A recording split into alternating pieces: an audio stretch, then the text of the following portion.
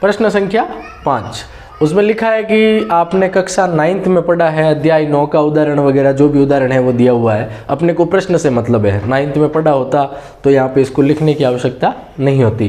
किसी त्रिभुज की एक माध्यिका, कोई भी त्रिभुज है, ये मान लीजिए त्रिभुज दिया हुआ है, कोई भी एक माध्यिका ले लो, तो मैं ये शीर्ष वाली लेता हूँ सीधी। किसी त्रिभुज की एक माध्यिका उसे बराबर क्षेत्रफल वाले दो त्रिभुजों में विभाजित करती है, यानी ये वाला क्षेत्रफल और ये वाला क्षेत्रफल बराबर होगा, ये हमें सत्यापित करना है उस त्रिभुज ABC के लिए। अब ABC बोला, ए ऊपर नहीं लिख के मैं यहाँ लिख रहा हूँ क्योंकि इसी क्रम में लेना है, A, B और C। ये मध्य में कोई बिंदु आएगा, D लिख देंगे। उस त्रिभुज ABC के लिए परिणाम का सत्यापन कीजिए जिसके शीर्ष A का मान 4 - 6, B का 3 - 2, C का 5 2 और D का हमें ज्ञात करना है। तो अब देखो, पहला त्रिभुज ये हो गया, दूसरा ये हो गया। शीर्ष हमें ADC लेना है पहले, फिर CDB लेना है। अब देखो, D के निर्देशांक ज्ञात करते हैं। हमें पता है कि ये माध्यिका है जो AB का मध्य बिंदु है, AB का मध्य बिंदु है। मध्य बिंदु का सूत्र क्या होता है? जैसे D के निर्देशांक ज्ञात करने हैं, D के निर्देशांक, D के अगर निर्देशांक ज्ञात करने हैं तो D के निर्देशांक के लिए ये x1 y1 हो जाएगा, ये x2 y2 हो जाएगा। x वालों को जोड़ के 2 का भाग दे दो तो x का निर्देशांक आ जाएगा, y वालों को जोड़ के 2 का भाग दे दो तो y आ जाएगा। तो x का फॉर्मूला रहता है x1 + x2/2। x1 का मान है 4 + 3/2, 7/2। 7/2 का मतलब 3.5। चलो यहाँ लिख देते हैं 3.5। इसी प्रकार y का y1 + y2/2।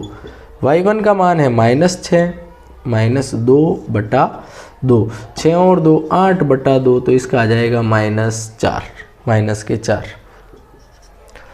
ये निर्देशांक अपने आ चुके हैं इसके। अब मैं ये हटा देते हैं, पहले त्रिभुज ADC का ज्ञात करते हैं। क्या आता है? क्षेत्रफल। त्रिभुज ADC का क्षेत्रफल, इनके क्रम जो है हमें ध्यान रखना है। ADC क्रम बराबर लोगे, formula 1/2 x1 y2 - y3 + x2 y3 - y1 + x3 y1 - y2, ये फॉर्मूला होता है 1/2। अब यहाँ लिख देते हैं, ये x1 y1, ये x2 y2 और ये x3 y3, क्योंकि ADC ले रहे हैं। x1 का मान है 4, y के छोड़ दो थोड़ी देर के लिए। x2 का मान है 3.5 और x3 का मान है 5। सारे प्लस में है, कोई दिक्कत ही नहीं है।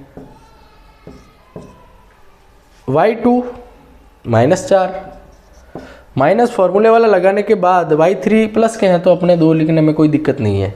y3 का मान वापस 2 आ जाएगा। अब y1 का मान -6 है तो अपन प्लस का 6 करेंगे, क्योंकि सूत्र वाला माइनस और ये माइनस मिलके प्लस हो गए। x3 का मान है 5, y1 -6 और y2 का जो मान है वो रहेगा -4 है तो अपन लिख देंगे +4। ठीक है। अब 1/2 का 1/2, 4 का 4, 4 और 2 जुड़ेंगे तो 6 हो जाएंगे। 3.5, 6 और 2 8 हो जाएंगे। 5 का 5, 6 में से 4 गया -2। 1/2 का 1/2, इधर देखो 6 चौक 24, 6 को 4 से गुणा करने पर 24। 8 को 3.5 से गुणा करना है तो 8 का पहाड़ा 5 बार बोलने पर 40, यहाँ पे 4 लगा। 8 को 3 से गुणा करने पर 24, 24 और 4 28, तो 28 प्लस के और 0.0 या 28 लिख सकते हो, 28.0 या 28 लिख सकते हो। फिर है 5 को 2 से गुणा करने पर -10, वापस 1/2 का 1/2। अब देखो 24 भी माइनस का, 10 भी माइनस का, 24 और 10 जुड़ेगा तो हो जाएगा 34। 34 में से जब 28 घटाएंगे तो 6 आएगा, -6। 2 से 6 कटा 3 बार तो इसका उत्तर आया -3 वर्ग मात्रक। और हमें पता है कि क्षेत्रफल कभी भी माइनस में नहीं होता है, तो अपन ले लेंगे प्लस का 3, इसका उत्तर आया +3। अगर इसका भी +3 आ जाता है तो ये सत्यापित हो जाता है। तो चलो पहला तो हो गया ADC, अब ले रहे हैं CDB। CDB वाला देखना है, ये वाला रब कर देते हैं। वीडियो पॉज करके आप वापस देख सकते हो।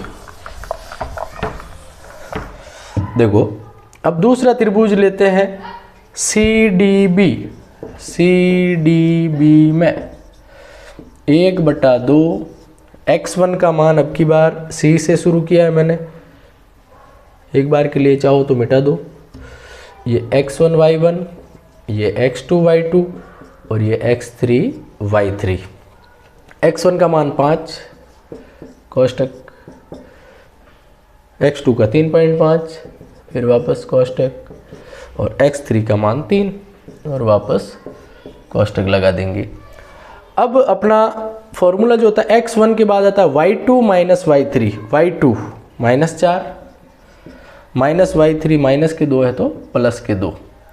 यहाँ आता है x2, 2 के बाद में y3, y3 का मान -2, y3 माइनस y1 -2। लास्ट है y1 माइनस y2, y1 का मान है 2 माइनस y2 का मान -4 है तो +4 हो जाएगा। 1/2 का 1/2, 5 का 5, 4 में से 2 गया -2, प्लस 3.5 का 3.5, 2 और 2 जुड़ेंगे -4 और 4 और 2 हो जाएंगे 6। 1/2 का 1/2, 5 को 2 से गुणा करने पर 10, 3.5 को 4 से गुणा करने पर 14 आ जाएंगे माइनस के। 3.5 दूना 7 होता है, 7 का डबल 14 होता है। 6 को 3 से गुणा करने पर 18। 1/2 का 1/2 वही 10 और 14 जोड़ेंगे तो 24 में से 18 घटाएंगे तो माइनस का 6 आएगा। ये आप कैलकुलेशन करके देख सकते हो। 2 से 6 कटा 3 बार, तो इसका भी आया -3 वर्ग मात्रक। उत्तर सेम आ रहा है। हम लिखेंगे क्षेत्रफल जो होता है वो ऋणात्मक नहीं होता है, क्षेत्रफल ऋणात्मक नहीं हो सकता, अतः +3 वर्ग मात्रक होगा। इसका क्षेत्रफल ये होगा। अब लास्ट में लिख दो कि त्रिभुज हमने पहले कौन सा लिया था, ADC, यानी जो एरिया है ADC का वो बराबर आया है एरिया किसके, CDB के। ये आपके 7वां चैप्टर कंप्लीट। धन्यवाद।